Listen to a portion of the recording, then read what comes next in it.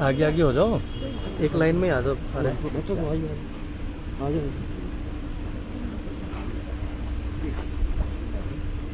साहब, आज आप यहाँ पर एनपीएस को लेकर जो प्रवीण शर्मा जी मुख्य हड़ताल पे बैठे हैं, आप भी काफ़ी समय से इस मुद्दे पर संघर्षरत हैं, कार्य कर रहे हैं, तो क्या आप क्या कहना चाहेंगे? मुझे ये कहना है कि प्रवीण जी और इनके साथ जो अन्य साथी बैठे हैं, निश्चित तौर पर ये बड़े मजबूत इरादे के साथ संघर्ष में जुटे हुए हैं। काफी समय से ये संघर्ष पूरे प्रदेश में चला हुआ है। आहिस्ता आहिस्ता ये संघर्ष प्रदेश से राष्ट्र स्तर पर भी फैला है। जागृति आई है। कुछ राज्य सरकारों ने ओपीएस लागू कर दिया है। हम उम्मीद करते थे कि हिमाचल प्रदेश की जयराम सरकार भी तुरंत विवेकपूर्ण फैसला लेगी और ओपीएस लागू करेगी, लेकिन जिस तरह से अभी भारतीय जनता पार्टी के राष्ट्रीय अध्यक्ष श्री जेपी नड्डा आए थे और शिमला में जिस तरह से पत्रकारों के सवालों के उन्होंने जवाब दिए हैं, तो हमें इससे निराशा भी हुई है और लगता है कि ये संवेदनशीलता जो होनी चाहिए थी उनकी बातों से दिखी नहीं है। उसको वो गंभीरता से नहीं ले पा रहे हैं, बल्कि एक तमाशा समझ रहे हैं, मजाक समझ रहे हैं। प्रदेश के अंदर सारे कर्मचारी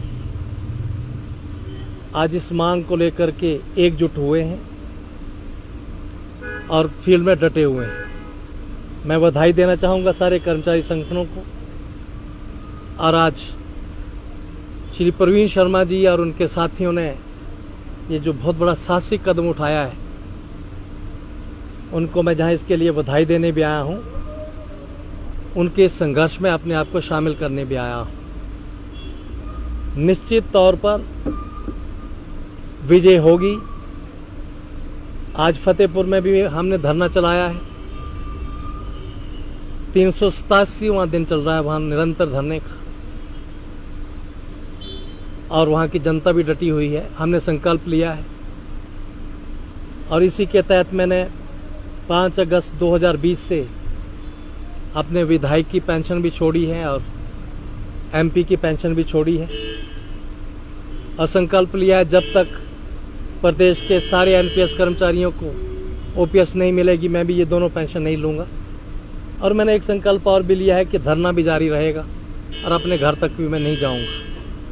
तो पूरे प्रदेश में हम घूम रहे हैं, कर्मचारी लामबंद भी हुए हैं। शिमला के अंदर भी जो सरकार का रवैया था वो ठीक नहीं था।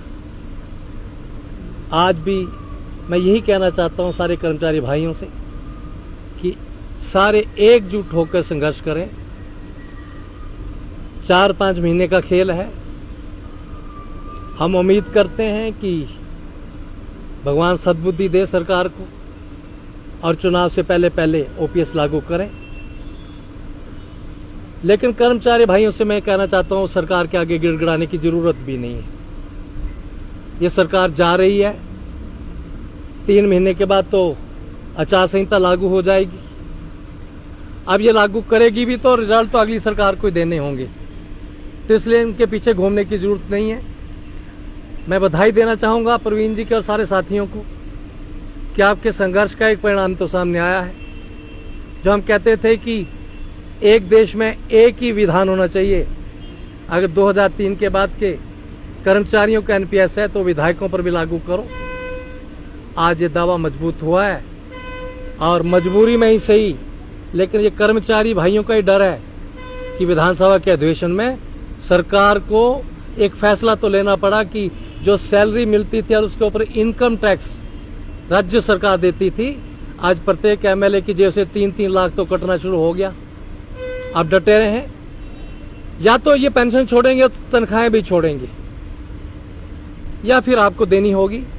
मैं तो इतना यकीन दिलाता हूं, आप समर्थन करें और निश्चित तौर पर ये सरकार अब दे देगी तो अच्छी बात है, नहीं तो आने वाले समय में हम निश्चित तौर पर, हमने तो वायदा किया है 24 घंटे के अंदर अंदर ओपीएस लागू करेंगे। प्रशांत जी, अभी अगर बात करें तो प्रवीण जी के साथ जितने भी लोग हैं और भी लोग ना बयान करें, पर उन लोगों को कहीं ना कहीं इस बात की धमकी भी दी जा रही है कि अगर वो ऐसे धरने में पहुंचेंगे तो उनको निकाल दिया जाएगा नौकरी से। ऐसी ही बातें सामने आ रही है। ये सभी आंदोलनों में होता ही आया है। हर संगठन में कुछ ना कुछ लोग तो इस तरह के होते ही हैं जो सरकारों के पिट्ठू होते हैं। संघर्ष करने वालों को पिट्ठुओं से डरना नहीं चाहिए।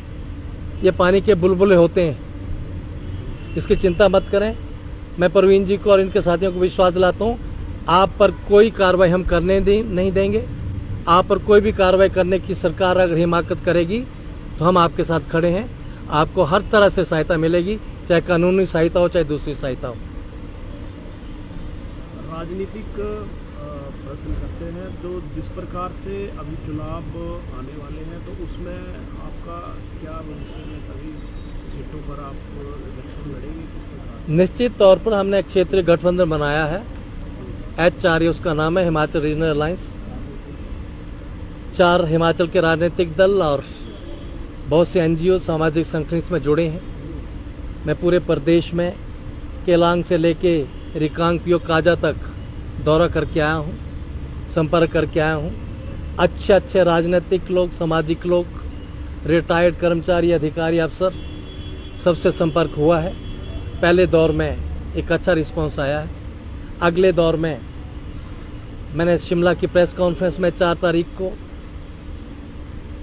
हिमाचल सरकार को आग्रह किया है कि जहां पंजाब और हरियाणा ने विधानसभा के स्पेशल सेशन बुला करके चंडीगढ़ में अपना दावा ठोका है और SYL में अपना दावा ठोका है, हमने भी कहा कि हमारा भी चंडीगढ़ में हिस्सा है हिमाचल का 7.19%, BBMB में हमारा हिस्सा है, शानर प्रोजेक्ट में हिस्सा है।